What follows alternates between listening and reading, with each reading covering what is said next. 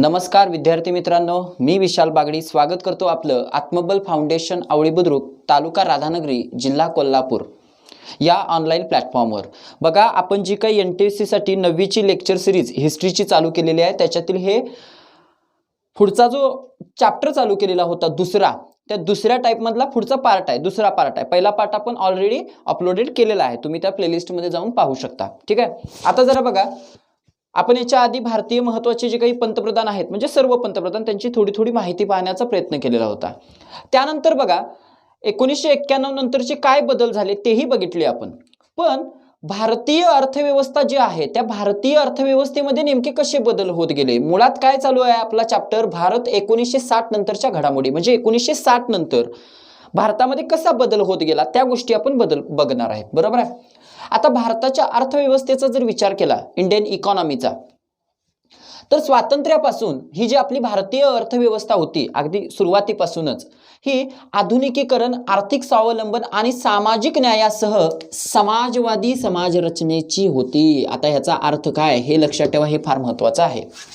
आता समाजवादी समाज रचनेची होती म्हणजे काय, म्हणजे तिला काय करायचं होतं, आर्थिक स्वावलंबन तर आणायचं होतं, म्हणजे स्वतःचे निर्णय स्वतःवर किंवा स्वतः जरा हे व्हायचं होतं, स्वावलंबी व्हायचं होतं। सामाजिक न्याय पण प्रस्थापित करायचा होता, कारण समाजामध्ये गरीब श्रीमंत ही छोटीशी दरी निर्माण झालेली होती। ओके, आणि आधुनिकीकरण पण करायचं होतं, आणि म्हणून आम्ही समाजवादी समाजरचना आणली। आता समाजवादी समाजरचना म्हणजे काय, 2 मिनिटांमध्ये फक्त सांगतो बघा। आता समजा हा देश आहे, ह्या देशामध्ये समजा मी काय केलं, असं सांगितलं की कोणीही इंडस्ट्री उभा करू शकतं, आणि इंडस्ट्री, आता मी समजा इंडस्ट्री उभा करणार आहे, कशा पद्धतीने मी इंडस्ट्री उभा करणार, मागणी कशाची आहे त्याची इंडस्ट्री उभा करणार, मागणी कशाची आहे त्याचा मी पुरवठा करणार, बरोबर आहे ना। ह्याला भांडवलशाही समाजरचना म्हणतात किंवा भांडवलशाही अर्थव्यवस्था म्हणतात, जी माझ्या विलवर म्हणजे इंडस्ट्रियलिस्टच्या विलवर आहे। मला समजा, मला असं माहित आहे की फ्रीजचं उत्पादन घेणं गरजेचं आहे, चला मी फ्रीजचं उत्पादन घेणार, बरोबर आहे ना। याला म्हणायची भांडवलशाही अर्थव्यवस्था, जी फ्री असते, लेसेज फेअर, फ्री असते। आणि समाजवादी समाजरचना किंवा समाजवादी अर्थव्यवस्था म्हणजे काय, तर समाजवादी अर्थव्यवस्था म्हणजे अशी गोष्ट, फक्त मागणीचा विचार केला जाणार नाही, तर गरज कशाची आहे, नेमकी गरज कशाची आहे। समजा लोकांना, सर्वसामान्य लोकांना डाळीची गरज आहे, बरोबर आहे का, तर त्याचं उत्पादन घेतलं जाणार, बरोबर आहे का। आणि ह्याचं जर उत्पादन घ्यायचं असेल तर जी काही उत्पन्नाची साधनं म्हणजे मालकी जी आहे ती खाजगी लोकांच्याकडे देऊन चालणार नाही, कोणाकडे घ्यायला पाहिजे, सरकारकडे घ्यायला पाहिजे। म्हणजे सरकारकडे जर सगळ्या गोष्टी घेतल्या देशातल्या, तर सरकार ठरवणार ना, बरोबर आहे की नाही, की कशाचं उत्पादन घ्यायचं। आणि जर का त्याच्याऐवजी मी काय केलं, हे जे कशाचं उत्पादन घ्यायचं, इंडस्ट्री वगैरे कुणाच्या हातात दिल्या, खाजगी लोकांच्या हातात दिल्या, तर खाजगी लोक स्वतःचा फायदा बघणार, बरोबर आहे की नाही। मग त्यांनी स्वतःचा फायदा बघितला असा देश म्हणजे कुठला, भांडवलशाही अर्थव्यवस्थेचा। आणि समाजवादी अर्थव्यवस्थेचा देश म्हणजे कुठला देश, जिथं शासन ठरवतंय की कशाचं उत्पादन घ्यायचं, एवढं सिंपल भाषेमध्ये लक्षात ठेवा, ठीक आहे। मात्र भारतानं सुरुवातीपासून जर विचार केला भारताच्या अर्थव्यवस्थेचा, तर भारताची समाजवादी अर्थव्यवस्था होती। म्हणजे काय, परत एकदा सांगतो, म्हणजे काय, जी उत्पन्नाची मालकीची हे आहेत ती कुठं कुणाकडे ठेवायची, शासनाकडे ठेवायची। म्हणजे मॅक्झिमम गोष्टी कोण ठरवणार, शासन ठरवणार, खाजगी गोष्टी नाही ठरवणार, लक्षात आलं।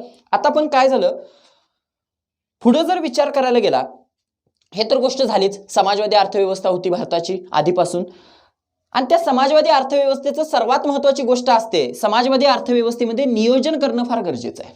नियोजन करायचं की बाबा हा पुढचं असं काही वर्ष आम्ही अशा पद्धतीने हे उत्पादन घेणार आहे, हे नियोजन। आणि भारतामध्ये सुद्धा नियोजनासाठी योजना आयोग स्थापन केलेला होता। काय स्थापन केलेला होता, योजना आयोग। ह्याची पूर्ण माहिती आपण पुढे बघणार आहे, लक्षात ठेवा, योजना आयोग। आणि ह्या योजना आयोगानं काही पंचवार्षिक योजना तयार केल्या, म्हणजे काय, शासन आहे, उत्पन्न कशाचं घ्यायचं, इंडस्ट्री वगैरे सगळ्या गोष्टी, मॅक्झिमम गोष्टी कुणाच्या हातात आहेत, शासनाच्या हातात आहेत, का, समाजवादी अर्थव्यवस्था आहे। त्यामुळं शासनानं काय केलं, आपण आता काय करूया, 5 वर्षासाठी योजना आखूया, आणि त्या 5 वर्षाच्या योजनांच्या आधारे आपला देश काय करूया, पुढे नेऊया, असं सुरुवात होती भारताची, सुरुवातीची अर्थव्यवस्था। पण 1991 नंतर मात्र, ज्यावेळी लक्षात ठेवायच्या आधी पण सांगितलं मी, सोव्हिएत युनियनचं काय झालं, तुटला सोव्हिएत युनियन ज्यावेळी तुटला, लक्षात ठेवा, सोव्हिएत युनियन हा समाजवादी अर्थव्यवस्थेचा सर्वात मोठा पुरस्कर्ता, समाजवादी अर्थव्यवस्था असलेला, आणि भारतावर सुद्धा त्याचा काय होता, प्रभाव होता भारतावर, कुणाचा, सोव्हिएत युनियनचा। पण सोव्हिएत युनियन ज्यावेळी तुटलं 1991 ला, त्यावेळी भारतानं मात्र आपल्या सुद्धा आर्थिक व्यवस्थेमध्ये काय केला, बदल केला। आता आर्थिक व्यवस्थेमध्ये काय बदल केला भारतानं? 1991 मध्ये नरसिंगराव शासन, म्हणजे नरसिंगराव ज्यावेळी हे झाले, पी व्ही नरसिंगराव ज्यावेळी देशाचे पंतप्रधान झाले, त्यावेळी भारताला ही समाजवादी अर्थव्यवस्था जी आधीपासूनची चालू होती ती बदलावी लागली. आता काय केलं त्यांनी? काही आर्थिक सुधारणा केल्या. आता त्या आर्थिक सुधारणांना म्हणतात उदारीकरण. काय म्हटलं जातं? उदारीकरण. ह्या शब्दाचा अर्थ जरा लक्षात ठेवा. उदारीकरण केलं किंवा त्यालाच आपण असं म्हणू शकतो, ह्या बदलाला काय म्हटलं जातं? जागतिकीकरण. म्हणजे काय? पहिल्यांदा काय होतं? उत्पन्न घ्यायचं. कशाचं घ्यायचं? काय नाही. कोण ठरवायचं? शासन ठरवायचं. मात्र 1991 नंतर मात्र काय केलं? जे बाहेरची मोठ्या कंपन्या आहेत, मोठ्या समजा कोको कोला धरा, मोठ्या कंपन्या, मर्सिडीज बेन्झ धरा, भरपूर कंपन्या, महिंद्रा धरा, होंडा धरा, ह्या कंपन्यांना काय चालू केलं? काय सांगितलं? आता उदारीकरण आहे, तुम्ही काय करू शकता? भारतामध्ये येऊन गुंतवणूक करू शकता, तुम्ही कशाचंही उत्पादन घेऊ शकता. म्हणजे जरा देश खुला केला. याला भांडवलशाही अर्थव्यवस्था म्हणतात. बरोबर आहे. आधी कुठली चालू होती? समाजवादी. भारतानं जरा आपली अर्थव्यवस्था आता काय केली? ओपन केली म्हणजे आता इतर लोक जे इंडस्ट्रियलिस्ट आहेत ते सुद्धा आता काय करू लागले? इन्व्हेस्टमेंट करायला लागले. लक्षात आलं का? बघा, हे कधीपासून? 1991 नंतर. आणि त्याचाच एक हे आहे, 1991 नंतर भारतामध्ये परकीय गुंतवणूक वाढली, परकीय लोक यायला लागली. बघा ना, भारतामध्ये ह्याच्या आधी जर बघितलं, माहिती तंत्रज्ञान क्षेत्र एवढं पुढारलेलं नव्हतं, पण त्यानंतर माहिती तंत्रज्ञान क्षेत्रामध्ये रोजगार उपलब्ध व्हायला लागले. कारण का? नव्या ज्या कॉम्प्युटर क्षेत्रातल्या ज्या कंपन्या आहेत त्या भारतात यायला लागल्या ना. मुळात काय आहे, मी एकदा सरळ सांगितलेलं आहे, याच्या आधी समाजवादी अर्थव्यवस्था होती. समाजवादी अर्थव्यवस्थेमध्ये शासन ठरवतंय कशाचं उत्पादन घ्यायचं. शासन कशाचं उत्पादन घेणार? जे आपल्या लोकांना पाहिजे त्याचं उत्पादन घेणार. बरोबर आहे की नाही? म्हणजे शासन हे फक्त काही श्रीमंत लोकांचा विचार करणार नाही, तर सर्व लोकांचा विचार करणार, म्हणजे ही समाजवादी अर्थव्यवस्था. आणि इथनं 1991 नंतर मात्र काय झालं? परकीय गुंतवणूक होऊ लागली. आता परकीय लोक येणार, इंडस्ट्रियलिस्ट येणार, ती काय म्हणणार? काही लोकांना कॉम्प्युटर पाहिजेत, कॉम्प्युटरची गरज आहे, सॉफ्टवेअरची गरज आहे, आणि आम्हाला त्यातनं काय आहे? पैसा आहे, मागणी आहे, आम्ही ह्याचाच पुरवठा करणार. वाढले रोजगार त्यातनं. लक्षात ठेवा, हा बदल आहे. ओके. आता बघा, जसा अर्थव्यवस्थेमध्ये बदल होत गेले भारतीय अर्थव्यवस्थेमध्ये, तशाच पद्धतीनं विज्ञान आणि तंत्रज्ञानामध्ये सुद्धा आपण काहीतरी बदल केले. त्याच्यातल्या एक महत्वाच्या 2 गोष्टी आहेत, त्या म्हणजे हरित क्रांती आणि दुसरी धवल क्रांती. आता भारत आहे ना, अन्नधान्य म्हणा किंवा दुधासाठी म्हणा किंवा मेनली म्हणजे अन्नधान्यासाठी इतर देशांच्यावर जरा अवलंबून होता. म्हणजे त्यावेळेचं एक उदाहरण द्यायचं म्हटलं तर गव्हासारख्या गोष्टीवर भारत अमेरिकेवर वगैरे अवलंबून होता. आणि त्यामुळं स्वावलंबनासाठी, की आपल्याला असं गहू वगैरे बाहेर मागायला लागू नये, ह्यासाठी म्हणून भारतामध्ये 1965 मध्ये हरित क्रांती झाली. आता हरित क्रांती झाली म्हणजे काय झालं? तर ज्या अन्नधान्याचं अधिक एवढं उत्पादन व्हायचं, म्हणजे समजा 1 एकरामध्ये समजा काहीतरी 2 पोती व्हायला लागलेत गव्हाचं उत्पादन, तर हरित क्रांती झाली म्हणजे त्याच्यामध्ये काहीतरी नवीन टेक्निक आल्या, नवीन बियाणं आलं. समजलं का? बघा, नवीन काहीतरी पेस्टिसाइड वगैरे आल्या, म्हणजे नवीन कीटकनाशक, नवीन सर्व गोष्टी, जलसिंचनाच्या पद्धती वगैरे आणल्या गेल्या. ह्यालाच हरित क्रांती असं म्हटलं जातं. आणि हे हरित क्रांतीचे जे जनक आहेत ते कोण आहेत भारतातले? Doctor M.S. स्वामीनाथन. लक्षात ठेवा, डॉक्टर M.S. स्वामीनाथन हे त्या हरित क्रांतीचे जनक आहेत, की कशा पद्धतीनं कृषीतलं उत्पादन फास्टमध्ये वाढवायचं. ह्यालाच म्हणतात हरित क्रांती. लक्षात ठेवा. ओके. पुढं दुसरी आणखीन एक गोष्ट बघायला गेलं तर धवल क्रांती. आता धवल क्रांती म्हणजे काय? तर धवल क्रांती म्हणजे दुग्धोत्पादन जे आहे, दुधाचं उत्पादन भयानक वाढवणं. हे अन्नधान्याच्या उत्पादनासाठी आणि हे दुधाच्या उत्पादनासाठी आहे. लक्षात ठेवा. आणि हे दुधाच्या उत्पादनामध्ये जे आहे त्याला धवल क्रांती असं म्हणतात. काय म्हणतात? धवल क्रांती. आणि भारतामध्ये धवल क्रांतीचा जर विचार केला किंवा धवल क्रांतीचा विचार केला तर डॉक्टर वर्गीस कुरियन यांचं त्याच्यामध्ये महत्त्वाचं योगदान आहे. लक्षात ठेवा, त्यांनी दुग्धोत्पादनासाठी सहकारी चळवळीचा प्रयोग केला. कशाचा? सहकारी चळवळीचा. आणि आजही ही सहकारी चळवळ ही मोठ्या तत्वावर आणि मोठ्या प्रमाणावर चालली जाते. आपल्याला माहित आहे, आपल्या भागामध्ये सुद्धा सहकारी तत्वावरच हा दुग्धोत्पादनाचा प्रयोग केला जातो. कारण डेअरी वगैरे आहेत आणि डेअरीज वगैरे आपण दूध वगैरे घालतो ते सहकारी चळवळीवर सगळं चालू आहे. आणि ही जी चळवळ चालू केली आणि त्याच्यातनं जे दुग्धोत्पादन वाढलं हे कोणी केलं? डॉक्टर वर्गीस कुरियन. लक्षात ठेवा, ही 2 नावं फार महत्वाची आहेत. ठीक आहे. आता पुढे बघा, जसा आपण अन्नधान्याच्या याच्यामध्ये किंवा दुधोत्पादनाच्या याच्यामध्ये जसा हे केला गेला, स्वावलंबी झालो, तशाच पद्धतीनं भारतानं अणुशक्ती आणि अवकाश संशोधनाच्या बाबतीत सुद्धा भरपूर प्रगती साध्य केली. जर अणुशक्तीचाच विचार कराल तर भारतातील अणुशक्ती कार्यक्रमाचा पाया कोणी जर घातला असेल तर ते आहेत डॉक्टर होमी भाभा. हे नाव फार महत्वाचं आहे, लक्षात ठेवा. भारतामध्ये ह्या अणुशक्ती कार्यक्रमाचा पाया की बाबा अणुचा वापर कशा पद्धतीनं करायचा, म्हणजे हा जो अणु आपण एक जी गोष्ट म्हणतो ज्याच्यामध्ये भरपूर ताकद आहे, त्याचा वापर कशासाठी करायचा, कसा करायचा, त्याच्या संशोधनाला चालना देण्याचं महत्त्वाचं काम जर कोणी केलेलं असेल तर ते असतील डॉक्टर होमी भाभा. मात्र भारतानं याचा वाईट वापरापेक्षा चांगल्या कामासाठीच आधीपासून भर दिलेला आहे, वीज निर्मिती व औषधे तसेच संरक्षणासाठी. म्हणजे याच्यासाठी याचा वापर करता येऊ शकतो. लक्षात ठेवा, संरक्षण हा एक घटक झालाच बघा. म्हणजे त्यामुळे तुम्हाला याच्या आधीच्याच पार्टमध्ये झालेलं आहे की भारतानं 2 अणुचाचण्या घेतल्यात. कधी एकदा 1974 मध्ये ज्यावेळी इंदिरा गांधी सरकारमध्ये होत्या आणि दुसरी 1998 मध्ये ज्यावेळी अटल बिहारी वाजपेयी, बरोबर आहे का, अटल बिहारी वाजपेयी याच्यावर होते, पंतप्रधान होते, पण ते लोकसभेमध्ये पूर्णपणे विश्वमत म्हणजे हे करून नव्हते. ते आपण बघितलेलं 1999 ला परत आलेले आहेत. त्याचप्रमाणे अवकाश संशोधन जे आहे त्या अवकाश संशोधनामध्ये सुद्धा भारतानं भरपूर प्रगती, आज आपण म्हणतोय इस्रोच्या माध्यमातून भारतानं भरपूर प्रगती साध्य केलेली आहे अवकाश संशोधनामध्ये.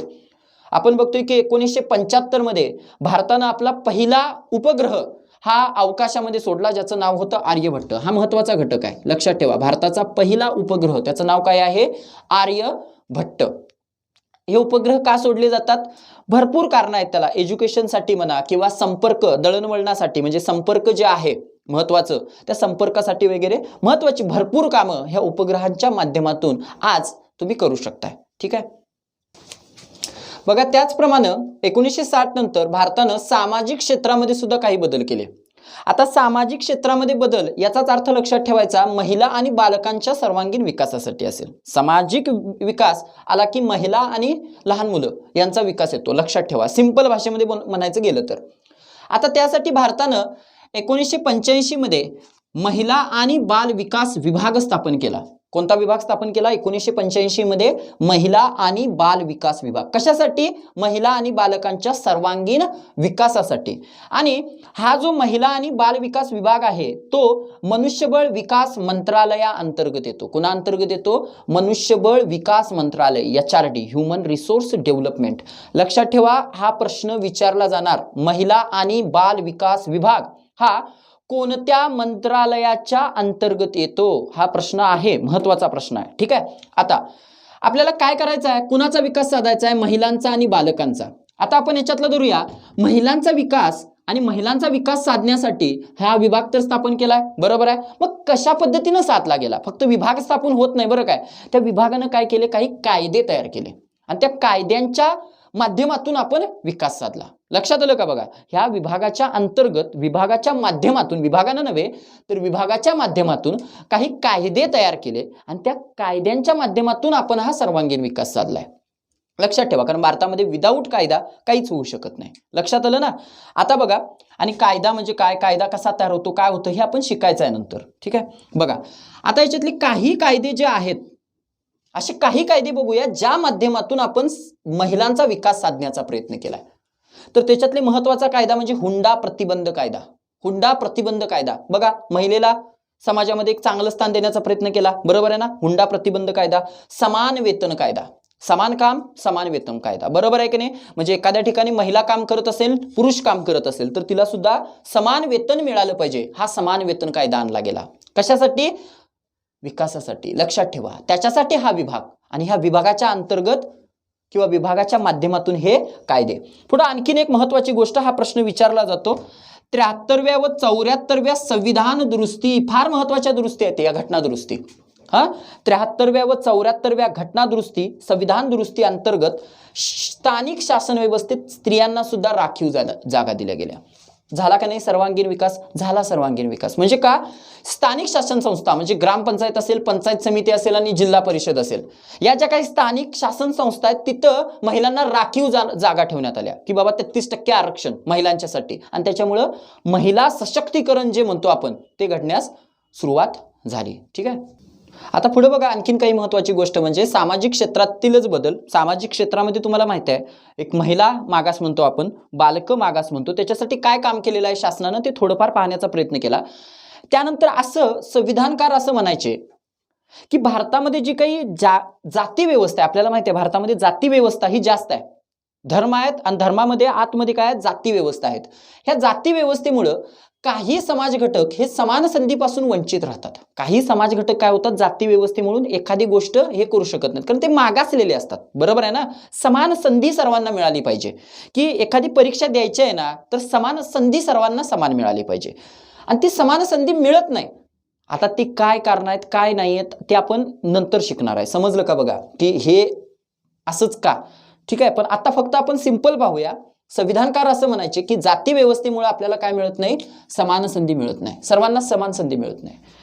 आणि त्याच्यावर उपाय शोधण्यासाठी म्हणून की कशा पद्धतीने आम्ही सर्वांना समान संधी देऊ शकतो त्याच्यावर उपाय शोधण्यासाठी 1953 मध्ये काकासाहेब कालेलकर आयोग स्थापन केला. महत्वाचा आहे, व्हेरी व्हेरी इम्पॉर्टंट, लक्षात ठेवा, स्टार आहे, इम्पॉर्टंट, महत्वाचा आहे. 1953 मध्ये काकासाहेब कालेलकर आयोग. आणि दुसरं म्हणजे 1978 मध्ये मंडल आयोग ज्याचे अध्यक्ष होते BP मंडल. दोन गोष्टी व्हेरी व्हेरी मच इम्पॉर्टंट. भारताच्या सामाजिक क्षेत्रातील बदलांच्या मध्ये कशा पद्धतीने आपण काही समाज घटकांना समान संधी देऊ शकतो आणि त्या समान संधी देण्यासाठी त्याच्यावर उपाय शोधण्यासाठी दोन आयोग फार महत्त्वाचे आहेत. 1953 चा काकासाहेब कालेलकर आयोग आणि दुसरा 1978 चा मंडल आयोग. लक्षात ठेवा, हा तर व्हेरी व्हेरी इम्पॉर्टंटच आहे. याच्या आधीच थोडीफार माहिती सांगण्याचा मी प्रयत्न केलाय. ठीक आहे, पुढे बघा. जे विश्वनाथम प्रताप सिंग होते मागच्या पॉइंटमध्ये, बरोबर आहे का, त्यांनीच हा मंडल आयोग स्थापन केलेला होता. लक्षात ठेवा, मागासवर्गीयासाठी त्यांनीच काम केलेलं आहे ना, त्यांनीच हा मंडल आयोग स्थापन केलेला होता. आणि ओबीसीना जे आरक्षण वगैरे देण्यात आलेलं आहे ते या मंडल आयोगाच्या अंतर्गतच देण्यात आलेलं आहे. लक्षात ठेवा. ठीक आहे, बघा, हा जे आयोग स्थापन केलेले होते त्या आयोगांनी असं सांगितलं की जर मागास समाज घटकांना आपल्याला प्रतिनिधित्व द्यायचं असेल वेगवेगळ्या संस्थांच्या मध्ये वगैरे, त्यांना जर का पुढे न्यायचं असेल तर त्यासाठी आरक्षणाचं धोरण काढा, आरक्षण द्या. बघा, लक्षात ठेवा, आरक्षण द्या, हे सगळ्यात महत्त्वाची गोष्ट आहे. मागास घटक पहिल्यांदा यांनी काय केलं, भारतामध्ये किती मागास जाती आहेत ते बघितल्या, कोण कोण मागास आहेत ते बघितलं आणि मागास बघितल्यानंतर त्याच्यावर उपाय काय सांगितला तर आरक्षण. लक्षात आलं का बघा. ठीक आहे, पुढे आणखीन एक महत्त्वाची गोष्ट त्या म्हणजे हे झालं इतर मागासवर्गीय जातींच्या बाबतीत, पण मागासवर्गीय जाती आणि अनुसूचित जाती आणि अनुसूचित जमाती तर हा तर एक वेगळाच घटक आहे. अतिमागास असं आपण म्हणतो, अनुसूचित जाती आणि अनुसूचित जमाती, SC ST. ओके, ह्यांच्या आत्मसन्मानासाठी ही लोक पुढे गेली पाहिजे. ह्यांना उच्चवर्णीयांची जी भीती आहे, हिंसा आहे, दडपशाही आहे, यांच्यापासून यांना मुक्त राहिले पाहिजे, हे यांचा आत्मसन्मान राहिला पाहिजे. यासाठी सुद्धा शासनानं 1989 मध्ये अत्याचार विरोधी अॅट्रॉसिटी कायदा संमत केलाय. कुठला कायदा संमत केलाय? अत्याचार विरोधी अॅट्रॉसिटी. कारण का, ह्या समाज बांधवांच्यावर, ह्या समाज घटकांच्यावर कोणताही अत्याचार हा झाला नसला पाहिजे, म्हणून हा अॅट्रॉसिटी किंवा अत्याचार विरोधी कायदा आलेला आहे. लक्षात ठेवा. आता बघा, आपण जागतिकीकरण म्हणजे काय हे आधीच बघितलेलं आहे, बरोबर आहे ना. भारताची समाजवादी अर्थव्यवस्था होती, समाजवादी अर्थव्यवस्थेनंतर जागतिकीकरण, बरोबर आहे ना, उदारीकरण, जागतिकीकरण, ह्या गोष्टी बघितलेल्या आहेत की भारताची अर्थव्यवस्था जगासाठी आपण ओपन करून दिली. आणि त्या माध्यमातून लक्षात ठेवायचं, राजकारण असेल, विज्ञान तंत्रज्ञान असेल किंवा समाज आणि संस्कृती असतील, या बाबतीत प्रत्येक बाबतीत बदल घडायला लागलं. म्हणजे आधी फक्त भारत फक्त एक होता, पण त्याच्यानंतर जागतिक जे गोष्टी आहेत, आता जागतिक अर्थव्यवस्था फक्त इथं आली नाही, इंडस्ट्री बरोबर त्यांच्या कला, संस्कृती, बऱ्याच गोष्टी भारतामध्ये काय व्हायला लागल्या, मिक्स व्हायला लागल्या. त्याचबरोबर भारत सुद्धा काही आंतरराष्ट्रीय संघटनांचा काय व्हायला लागला, आता सदस्य व्हायला लागला. म्हणजे भारत सुद्धा आंतरराष्ट्रीय राजकारण असो, म्हणजे आंतरराष्ट्रीय व्यापार असो, सगळ्यामध्ये सहभाग घ्यायला लागला. फॉर एक्झाम्पलच म्हणाल तर भारत हा G20 G20 आणि ब्रिक्स हा 1 2 3 4 5 देशांची एक संघटना आहे. ब्रिक्स महत्वाचा हा प्रश्न विचारला जातो. BRICS Brazil, Russia, India, China आणि साऊथ आफ्रिका. कुठले कुठले? ब्राझील, रशिया, इंडिया, चायना आणि साऊथ आफ्रिका हे देशांची मिळून ही एक ब्रिक्स नावाची संघटना आहे. ह्या आंतरराष्ट्रीय संघटनांचा आता भारत काय व्हायला लागला? सदस्य व्हायला लागला. म्हणजे आंतरराष्ट्रीय जे काही गोष्टी आहेत त्याच्यामध्ये भारत आता जायला लागला. लक्षात आलं का? बघा कशामुळे हे झालं? जागतिकीकरणामुळे. आणि त्याचबरोबर जागतिकीकरणामुळे ज्या काही नवीन अत्याधुनिक गोष्टी आहेत, आधुनिक गोष्टी आहेत, आधुनिक तंत्रज्ञान आहे ते सुद्धा आता भारतात यायला लागलं. म्हणजे फॉर एक्झाम्पल भ्रमणध्वनी म्हणा. आता भ्रमणध्वनी तुम्ही मोबाईलच्या बाबतीत आज बघताय नवीन नवीन कंपनीज काय आहेत? बाहेरच्या कंपनी आहेत, बरोबर आहे ना? बाहेरच्या कंपनी आहेत. बरं हे कशामुळे झालं? आज मला सांगा, तुम्ही जुन्या काळी फक्त कीपॅड फोन वापरायचा, आज मोठे मोठे स्क्रीनशॉट म्हणजे जे मोठे मोठे फोन आहेत ते आपण वापरायला लागलोय. कशाचा हे आहे? हा जागतिकीकरणाचा एक भाग आहे. लक्षात ठेवा. कारण की भारत फक्त आपल्यामध्येच सामावून जर राहिला असता तर कदाचित आजही हे फोन आपल्याला वापरता आले नसते. लक्षात ठेवा. ठीक आहे. म्हणजे पोशाखाच्या बाबतीत आज आपला पोशाख बदललाय. आपला जुना बघा, आपली भाषा बघा, भाषा इंग्लिशची साधर्म्य साचते, बरोबर आहे ना?